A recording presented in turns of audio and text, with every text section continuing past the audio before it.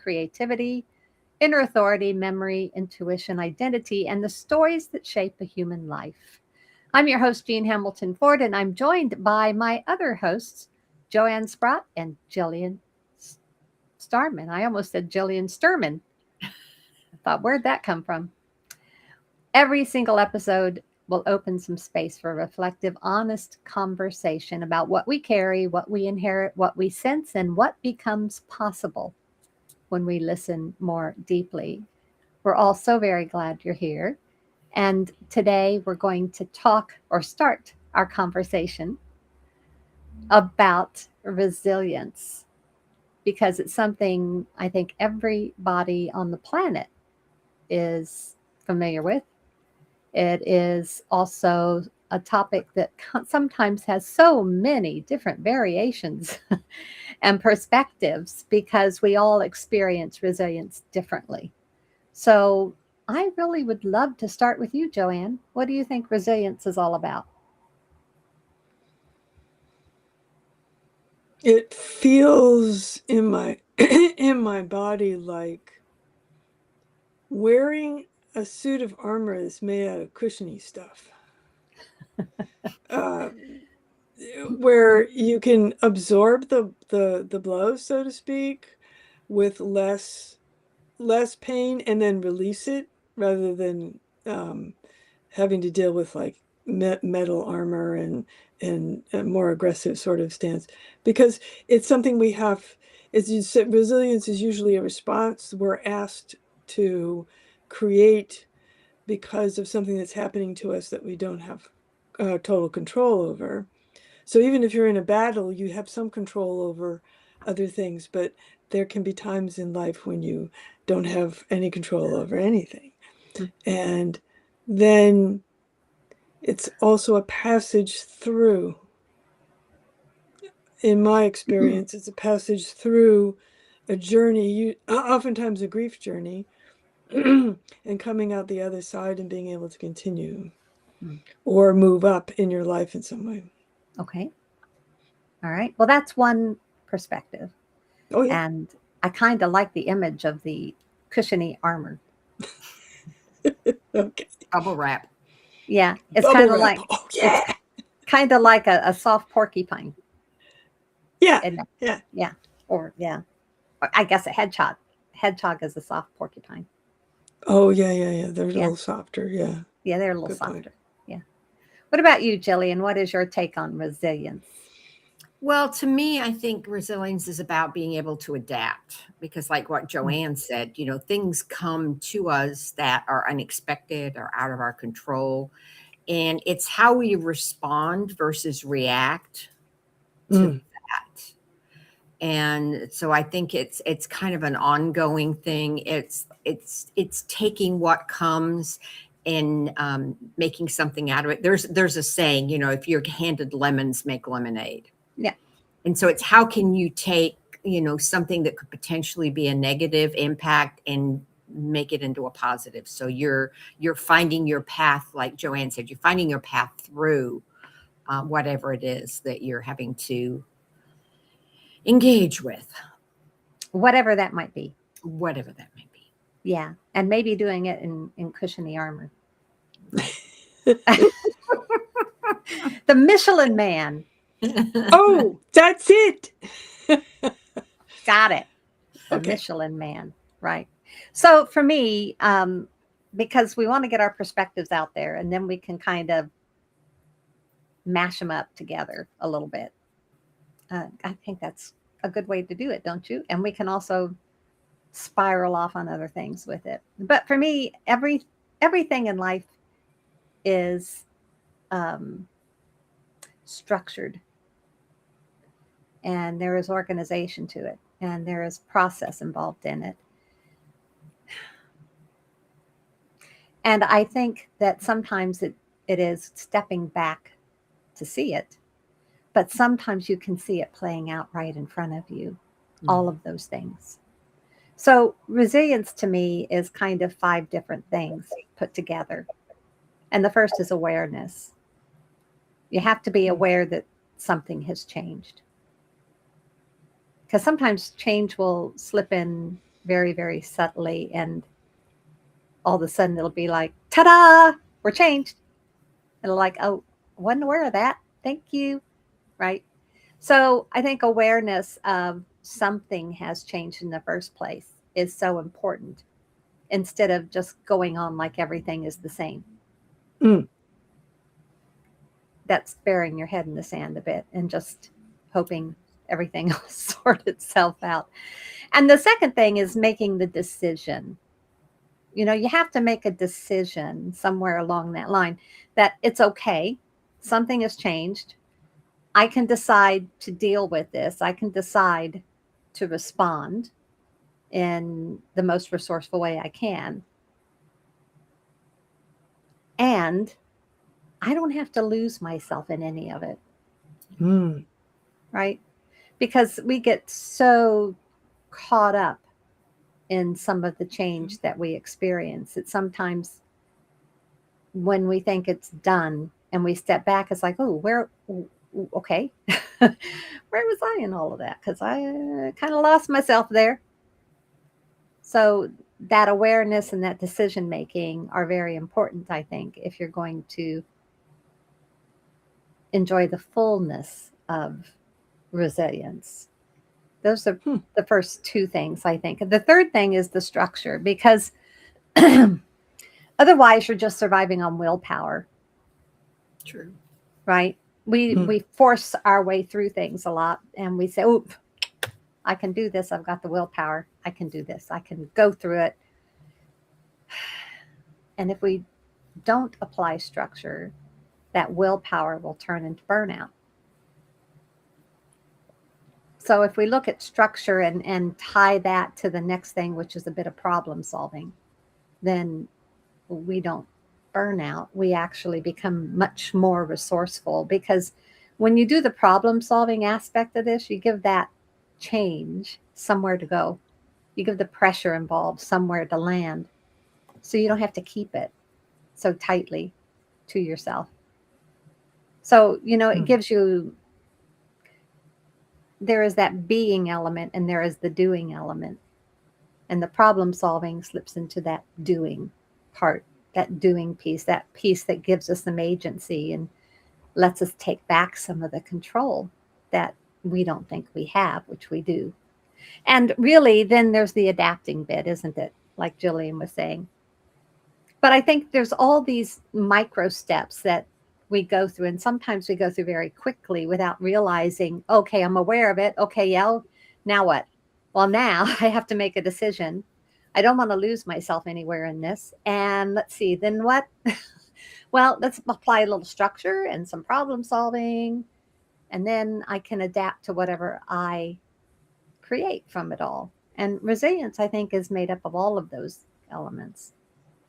And this is Jillian. I just want to add to that, as Jean was walking through those steps, it kind of reminded me of the process you go through when you're working on emotional intelligence, because you have to be aware of your own emotions and what you're doing and how you're handling that. And then you need to be aware of what's going on around you with other people, because usually when you're becoming resilient and you're adapting to whatever change is there, you're not doing it in isolation. You're doing it within some kind of community or environment.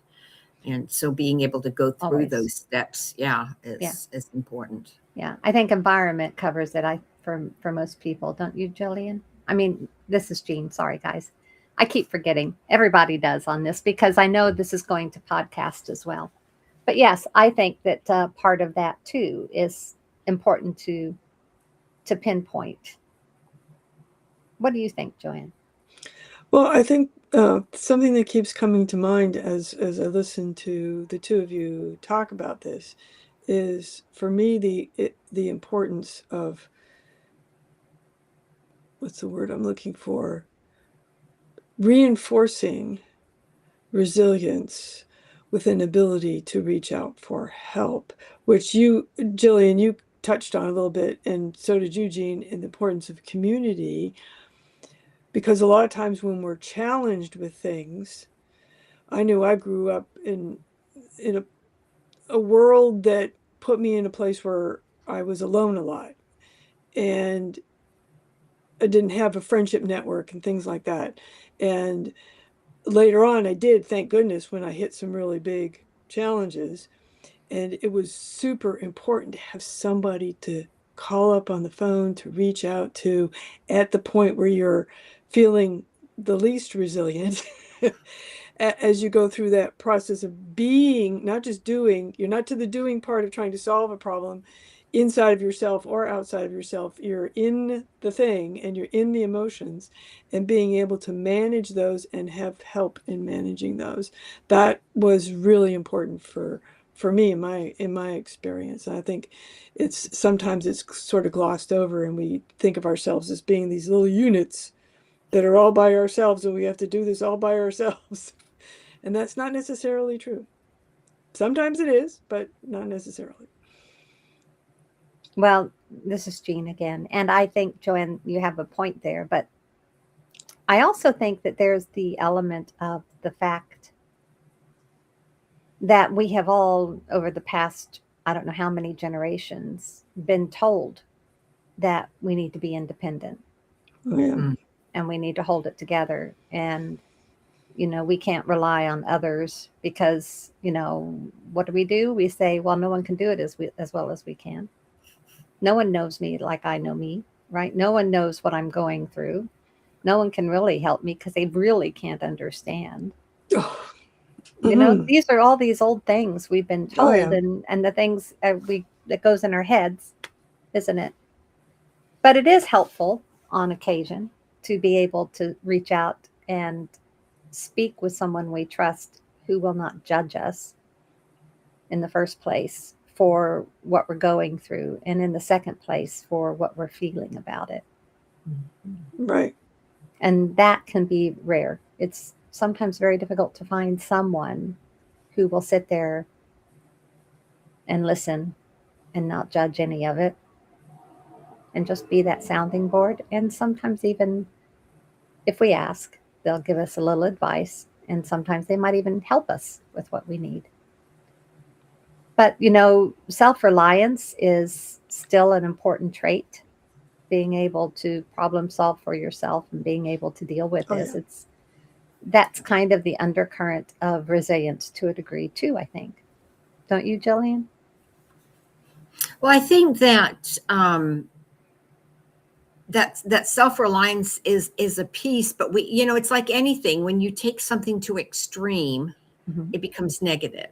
It does. And so, being self-reliant is one thing. And so a little bit like what Joanne was saying, when I was growing up, partly because we moved a lot, it was like you either have to learn to make friends or you are alone. And so some of that, having to constantly go over that, helped, I believe, to build some of this resilience, because it was constantly putting me in that change mode.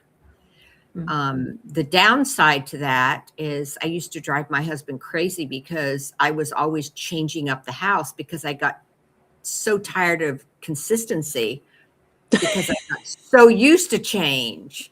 And there again, like I said, when things are taken to extreme, it's how do you balance that out? Yeah. So I think that's an important factor too. But I mean, if we don't learn how to do some things on our own, we become completely dependent on others. And so there's your other, kind of, if you put it on a spectrum, you've got, working, but it still boils down to, Joanne mentioned it, I think either last episode or a couple episodes about us, we're human beings. We're here to be in community and be connected to people. And so, my thing when I'm working with my clients is, who's in your tribe? If you need to pick up a phone and talk to somebody, who do you trust? Which goes back to what Jean was saying, about not being judged. Right. Who can you talk to who is there to listen? And there again, maybe bounce ideas off and do that problem solving piece, because I think it's part and parcel of the whole thing. So I think we have probably discovered that resilience is multifaceted. And I also think it is different for different circumstances, different situations. Experience is important. When we have experience of something and a change happens that is similar, a lot of the different steps we go through in the resilience is are going to be similar because we've already experienced it. So we have that to rely on. But when something is out of the blue and can blindside you, there's a bit of change going on in the world that blindsides us all the time, and that's really very brutal. But we still need to access our resilience as much as we can and try to do a lot of it with some grace for everyone around us because they're experiencing the same stuff. Don't you think? Yes. I do. And I think Joanne brought up a point a little earlier here in that, grief can be a part of that, because for some people, when they go through change, it's saying goodbye to what was familiar. Mm-hmm. And those who have gone through the grieving process, it's not a straight line. No, never. So never. every day can be a little bit different, and whether you can anticipate it or expect it, it depends on where you're at in your process and how much you understand, what's coming next or what could potentially come next. So, Yeah. But I think it still is very, very important to give yourself some compassion, some grace. Let yourself breathe a bit, and really get into the rhythm of understanding that everything has structure. So there will always be a doorway through it, always be a doorway through it. You get to decide which one. Yeah, this is Joanne. I put a great stock in options. I've been on the planet for 69 years, and I have noticed that there are always options. Mhm. They may not be that awesome, but I think it helps our resilience to have this inner knowing, perhaps from experience, perhaps just part of a person's temperament, that there are always options. One of the options might be to release the goal or the desire that you have and see if the universe decides to come up with a different way of making that option come true, for instance. But most of the time, it's just the idea that we're not totally wrapped up and trapped from doing anything. We always have something internally and sometimes externally that we can get through it and go on to the next thing. Mm-hmm. And yeah, this is Jean, and sometimes doing nothing is still a valid option. absolutely. Yes, absolutely. Sometimes doing nothing, or like I said, releasing whatever whatever wall we've got our face up against and step back. Mm-hmm. Mm-hmm. Sometimes is a way we can then see the situation in a different way and see, oh, there's a door over there. I never really saw it. Oh my goodness. Yeah, Yeah. this is Jillian. And when Jean talks about structure, one of the ways that I either plan or prepare for anything that's coming up is kind of in the moment, what is my best case scenario of this? And what is my worst case scenario of this? And if I can handle both of those pieces, then reality is somewhere in between. Mm-hmm. And so, and it's not really a plan B mindset. It's a case of, what are my far outreaching options? And, chances are something's going to land in the middle, whatever that is, and be prepared for it as best as we can, because Indeed. life has a way of giving you curveballs and you don't know where it's going or where it's coming from. Yes, that happens, doesn't it? And I That's think true. also what we have there, Jillian, is the fact that um, many of us growing up lived under the banner of be prepared for anything. Didn't have to be a Girl Scout or a Boy Scout to do it. It was just one of those things in our generations that we lived with. You need to be prepared. And preparedness is okay, if this is going to be a really good outcome, then what does that look like? And if it's going to be not so great, okay, what's that? And what's the best I can hope for between the two? If I a hybrid kind of option, isn't it? But I think that's true of a lot of people our age, and probably a generation behind us, is that we grew up with preparedness as being part of our education growing up. Well, Jean, I don't know that it's just our generation, though, because I've heard conversations around those who were, coming up through, I don't know whether it was, elementary school, high school, college, whatever, when we went through COVID in 2020, because they went from being engaged and connected and in community to all of a sudden you're isolated. Mm-hmm.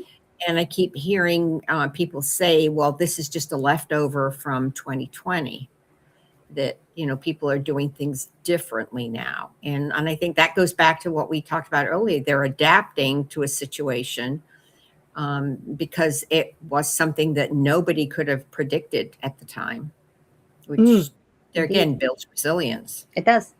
It also builds the experience for something in the future that might do the very same thing.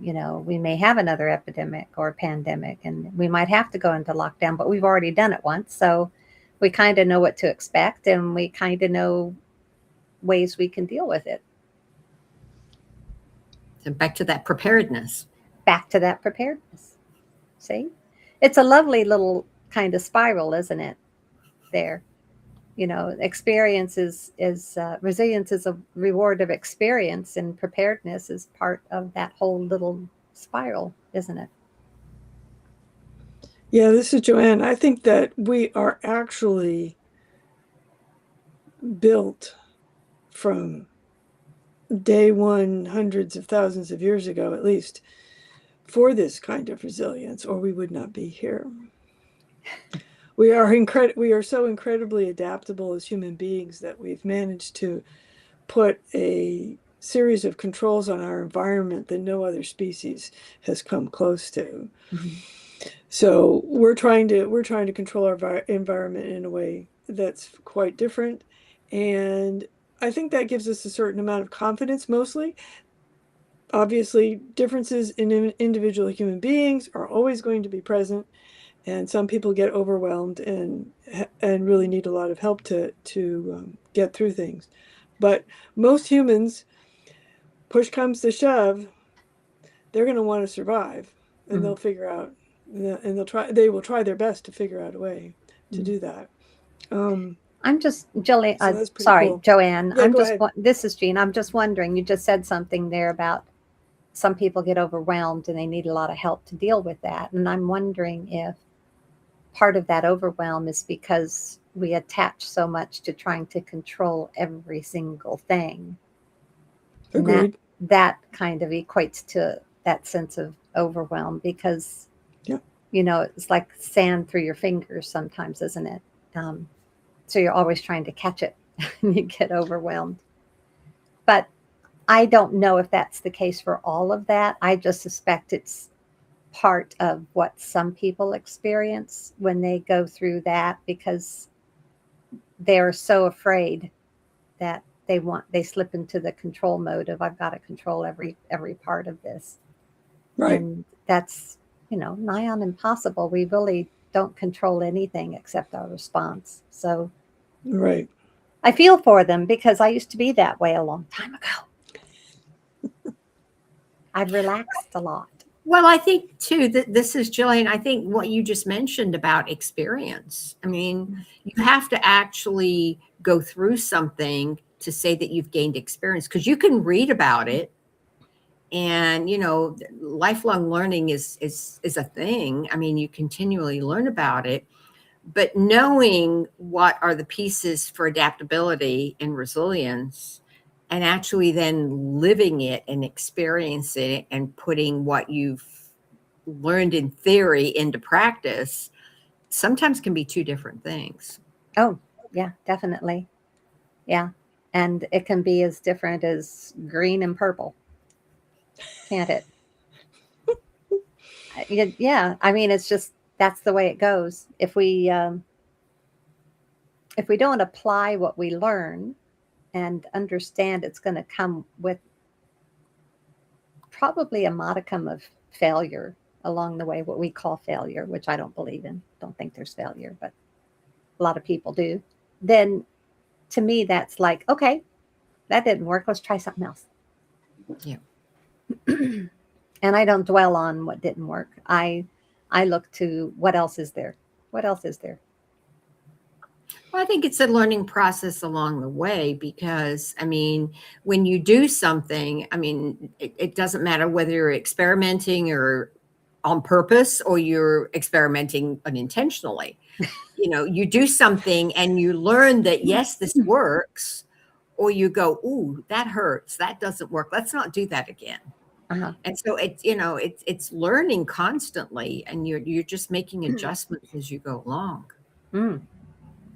Boy, isn't that wonderful though when you think about it? Because we're still here, and I know none of us are spring chickens. And it's kind of like, oh my gosh, how many things have we gone through and done that with, and we're still here. And that is probably the wisdom of people who have lived longer lives, is because they can help other people with that, give them encouragement if nothing else, right? It's like, yeah, that's going to hurt a bit, but keep going. It'll all be okay. Right. And this is Joanne. I was thinking as you were saying that one of the other facets of being in the older camp is that I've learned from all of these experiences and being resilient in a lot of cases to have what you talked about, Jean, before, to have that awareness ahead of time, really, and also an awareness of physical limitations, for instance, that perhaps other people who haven't been through as many different challenges wouldn't have, so that I know better when to slow down and mitigate some of the more negative things that might happen to body or mind by just not trying to jump into things quite as quickly as I might have done when 20 or 30 years ago, that kind of thing. Hmm. Yeah, well, that's probably part of that maturity process, is understanding. You might want to look at that a little longer Right. before you take any action, or you might want to get a second opinion before you do anything, like, spontaneously. And So I that's part of growing older, isn't it? We lose our spontaneity a little bit. A little well, bit.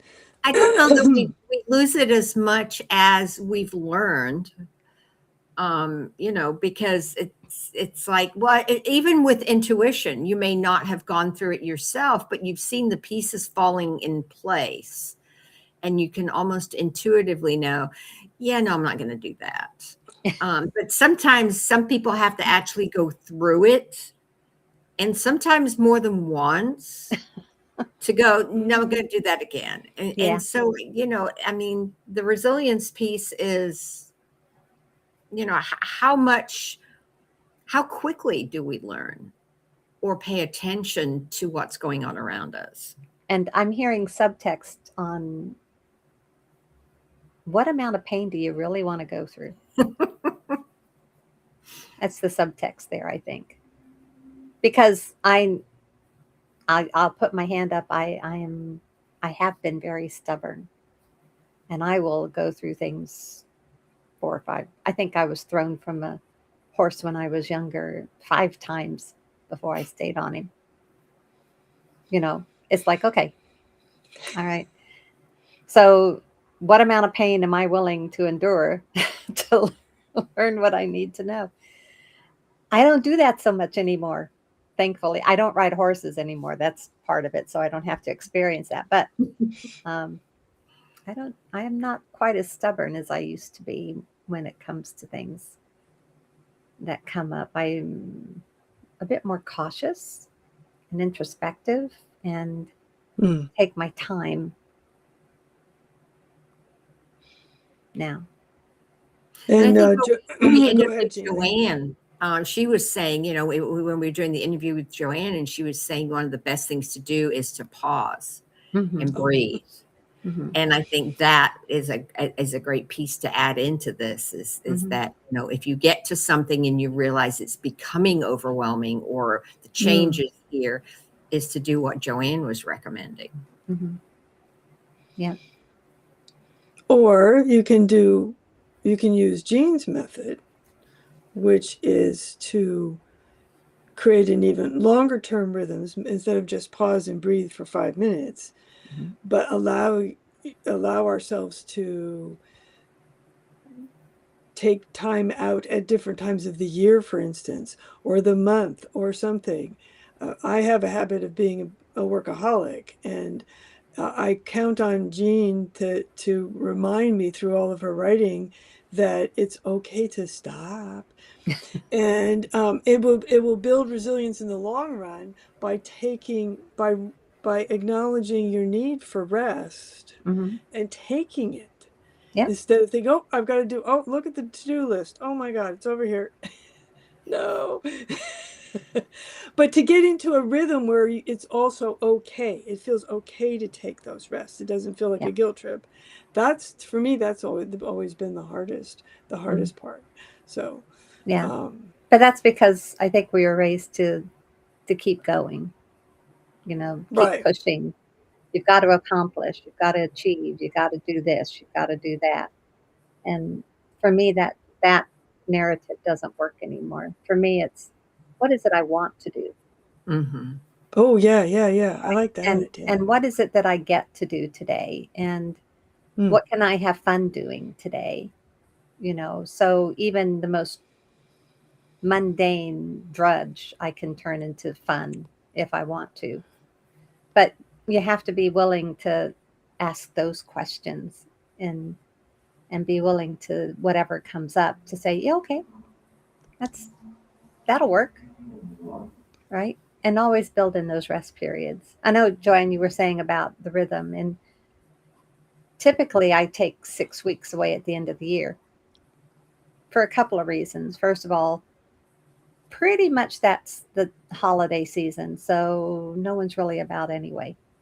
really. Mm. And if they are, they're distracted because they're planning for this party, or they're got relatives coming in, or oh my gosh, I got to get the kids squared away because school's going to be off, or there's so many distractions during that time frame for a lot of people, and I don't need to add to that or to experience their trauma, or I just need to take that time.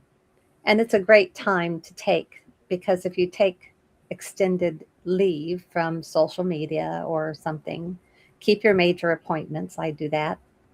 But take some time and just rest, just be, sit in silence. That's scary as a lot of people.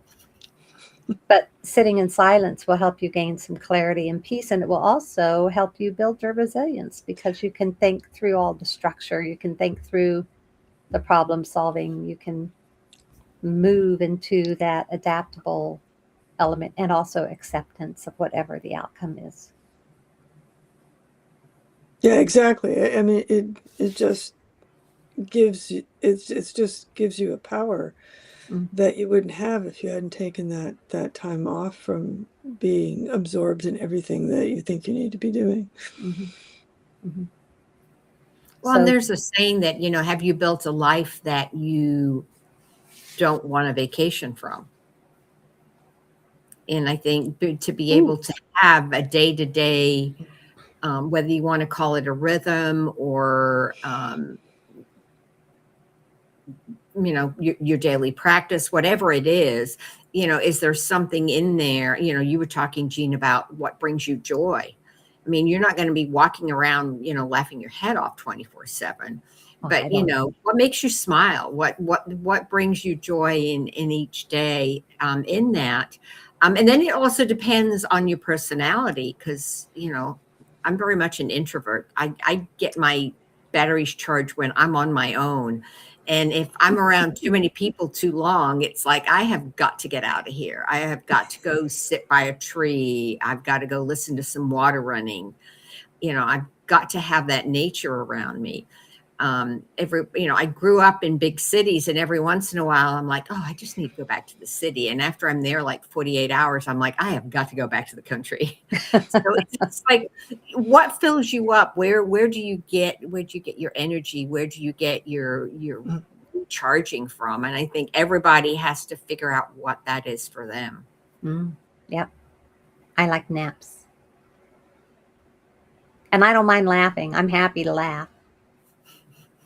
Sometimes the most absurd thing you can do is laugh. And even if it's something quite serious, if you laugh, it just breaks it all up into a different energy. And is it serotonin that you get when you just look into the mirror and smile at yourself, or even just lay there and smile? Just by doing it, it makes you feel better. Well, perhaps. That's part of it. When I nap, I dream. And I don't know if I'm going to have a pleasant dream or a nightmare.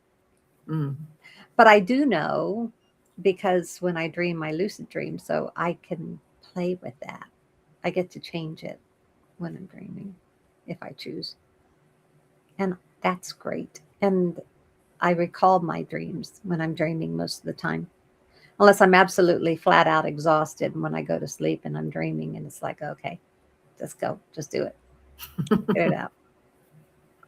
But you're saying it's different for different people, and mine is dreaming. And when I can, mine's also crafting. I love to craft. I love to, do things with my hands while I still can, if possible. But yeah, everything's good. Everything is good, and there's never anything that cannot be overcome. I don't think there's always a door, and you always get to practice resilience. That's right. Yay! Oh yeah, we definitely get to practice. I'm on just this side of the middle towards the extroverted end, and I do have to admit that I will get energized by being around people, but I don't really want thousands of people. It's somewhat limited, but I like the excitement of being around people and conversing with them and finding out where they're from. I ask lots of questions, and I'm just fascinated with other humans and what they're up to. But at the same time, that I do find now that I will want to retreat back to my home environment, and I don't like to leave here at all, because the place that I live here in Oregon is just so gorgeous and so nice that as I get older, I think I become a little bit more introverted than I was when I was younger. So I don't mind being around people, because I love to just kind of be a wallflower and watch people. And if I can't hear them, I don't actively eavesdrop, but some people speak quite loudly, and occasionally you'll follow a conversation. But if that's not the case, I can watch people and their body language and imagine stories, which is good. And besides that, it gives me characters if I want to write. Oh, that's right. For fiction, especially, that's being an observer like that is probably quite valuable. Yeah, it's all good. It's all good.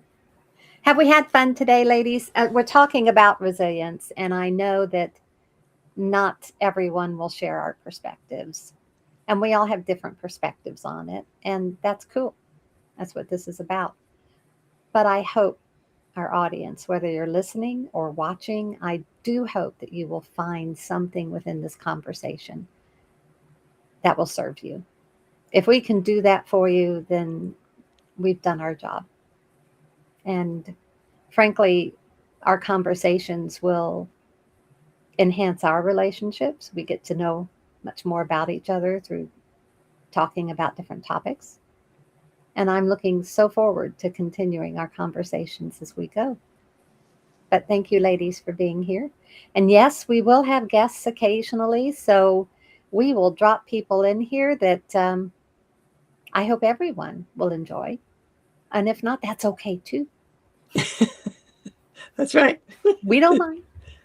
We But don't mind. thank you all very much for being here. And we will see you again next week.